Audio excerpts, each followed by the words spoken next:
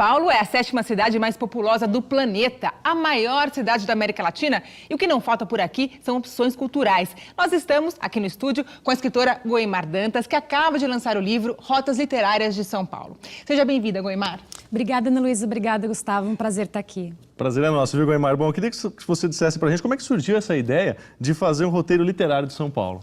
Olha, essa ideia nasceu em 2007. Eu estava fazendo uma viagem pela Inglaterra e visitei a cidade berço do William Shakespeare, que chama Stratford-on-Avon, e fiquei entusiasmadíssima de ver que aquele lugar, por menorzinho que fosse, ele tinha uma vida literária, obviamente por representar o que a gente conhece de mais importante dentro da literatura ocidental, por ele ser tão pequeno, abrigar tantos roteiros literários e viver basicamente do turismo. Então, quando eu estava lá visitando esses locais, eu pensei, eu acho que São Paulo precisaria jogar mais evidência, mais luz sobre esses caminhos literários que são tão inúmeros aqui e que, no entanto, a maioria das pessoas conhece bem pouco. Agora, Goimar, foram 7 anos de pesquisa e entrevistas também para chegar a essa as rotas literárias de São Paulo. O livro é bem denso, é bem grande. Eu li algumas partes e eu achei muito interessante que você traz, dentro dos roteiros de São Paulo, algumas histórias muito interessantes. Por exemplo, a da Biblioteca Mário de Andrade é riquíssima, quer dizer, as pessoas lá... existe uma lenda de que o Mário de Andrade ficaria rondando a biblioteca, né? Conta um pouquinho pra gente dessas histórias que você descobriu durante essa pesquisa tão grande que você fez para realizar o livro. Pois é, Ana Luísa, essa pesquisa, além de muitas fontes bibliográficas, ela me deu um repertório de conteúdos bastante interessante para o livro, você está certa. Na Biblioteca Mário de Andrade, eu conversei com um dos funcionários de lá, na época não está mais lá, ele chama William Okubo, é um bibliotecário, e ele me trouxe um repertório de histórias que, por sua vez, ele foi ouvindo enquanto trabalhava ali, de funcionários mais antigos, gente que fica ao lado dele no trabalho ou que já não estava mais lá, mas essas lendas, elas vão passando de geração em geração, né? Ok, dentro dos funcionários. E ele me contou algumas delas, como, por exemplo, o fato de que o Mário de Andrade foi o primeiro, que seria hoje um secretário de Cultura, né? Na década de 20, 30. Então, ele ficou à frente do Departamento de Cultura do município de São Paulo, e aí fundou muita coisa interessante, pesquisou muita coisa, dentre elas a biblioteca, deu início a isso, mas foi demitido por questões políticas. E aí, o que acontece é que eles dizem que a mágoa dele por isso foi tão grande que ele acaba rondando esses espaços, um deles a biblioteca. E os funcionários dizem que, assim, às vezes vão colocar um livro na prateleira, numa das torres lá da biblioteca, dão as costas, começa a sair, daqui a pouco o livro pá, cai no chão. Eles voltam, colocam de novo no mesmo lugar, dão as costas, o livro cai no chão. Na terceira vez que o livro cai, eles saem correndo, porque não tem alternativa. Eu teria saído correndo na primeira. Eu achei tão impressionante esse tipo de coisa. Aí diz que tinha uma mancha também no chão lá da biblioteca do setor circulante da biblioteca. E essa mancha não saía por nada. Aí diz que os funcionários comentavam assim que é a mancha do desgosto do coração do Mário, que jamais se apagou, e ela ali está representativa como uma metáfora, então não adianta passar produto nenhum.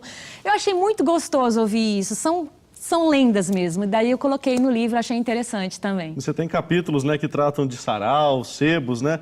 Tem até a história da dona Veridiana Prado, né, que foi uma das precursoras, né, dos saraus aqui em São Paulo. Eu queria que você contasse um pouquinho, essa tradição ainda persiste aqui em São Paulo, como é que é? Gustavo, para você ter uma ideia, eu comecei o livro no capítulo dos saraus, reuni ali uns 7 ou 8, dando uma pincelada, inclusive com muito auxílio de livros que já existiam especificamente sobre cada um desses locais e tal. Eu bebi na fonte de outros jornalistas que me precederam e que, enfim, fizeram um trabalho fantástico. Mas no caso da dona Veridiana, eu abri com a dona Veridiana, para você ter uma ideia, do século XIX, né, que abria sua casa para receber principalmente estudantes da Faculdade de Direito do Largo São Francisco, que eram amigos do Eduardo Prado, filho dela, grandes intelectuais da época, jornalistas, advogados, a nata da intelectualidade paulistana frequentava aquela casa. E aí eu fecho 20 capítulos depois, com o Sarau da Cooperifa, que fica onde? Na periferia da capital paulista, na zona sul de São Paulo, num local chamado Jardim Guarujá, e que reúne semanalmente, toda quarta, 200 a 250 pessoas da comunidade para declamar poesia. Às vezes num tom mais rap, às vezes num tom mais caipira, não importa. A comunidade é que dita a moda lá. E a gente tem registros de que deve ter mais 50, 60 saraus acontecendo na periferia de São Paulo e que nem todos estão registrados.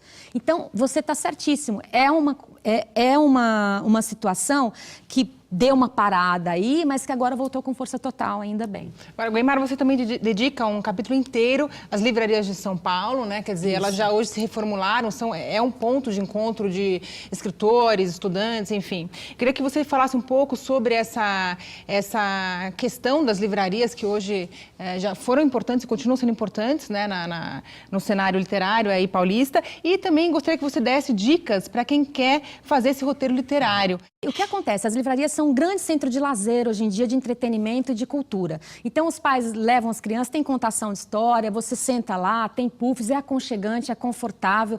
E eu acredito que isso é uma tendência que pode levar mais gente a frequentar esses locais. Então, acho super importante, né? A gente fala de livrarias como a Livraria Cultura, a Livraria da Vila, que se multiplicam ainda bem, tanto em São Paulo quanto no Brasil também. Então, acredito que é uma maneira de atrair muitos leitores, conquistar novos leitores, até pelo espaço, que é bastante acolhedor, realmente. Agora, a dica para fazer esse roteiro cultural é o seguinte: o que te toca mais? Temos museus, temos livrarias, temos casas de escritores, temos bares como a Mercearia São Pedro na Vila Madalena, que é um dos points literários mais interessantes hoje, né, contemporâneos. Então, acho que o leitor tem que, primeiro, percorrer o que é mais atraente para ele. Tem esses saraus na periferia que vale muito a pena conhecer. Aí vai de cada um. A gente fez o possível para poder compilar um número razoável, né? Mas eu não consigo, assim, dizer olha, vai aqui primeiro e Depende tal. Eu sou suspeita. né? Eu sou apaixonada por todos esses espaços. Bom, infelizmente, a gente podia ficar o dia inteiro falando sobre esse livro. Tem várias histórias